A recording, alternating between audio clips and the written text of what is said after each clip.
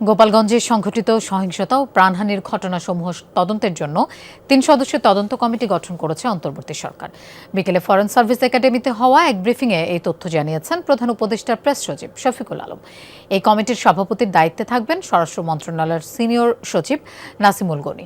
তার সঙ্গে থাকবেন ২ জন অতিরিক্ত সচিব। প্রেস সচিব জানান, দায়িত্বপ্রাপ্ত ২ অতিরিক্ত সচিবের একজন জনপ্রশাসন মন্ত্রণালয় এবং অন্যজন আইন ও বিচার মন্ত্রণালয় থেকে নিযুক্ত।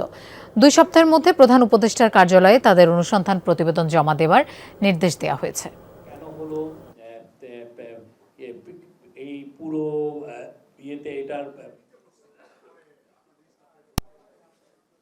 গোপালগঞ্জ নিয়ে আজকে ক্যাবিনেটে বিস্তারিত আলোচনা হয় এবং ক্যাবিনেটের আলোচনার পরে আপনারা অলরেডি জেনেছেন যে একটা প্রোব কমিটি করা হয়েছে সিনিয়র সেক্রেটারি হোম মিনিস্ট্রির নেতৃত্বে। 14 দিন তাদেরকে দেওয়া হয়েছে ইনভেস্টিগেট করে তাদের রিপোর্টটা চিফ অ্যাডভাইজারের অফিসে সাবমিট করবেন।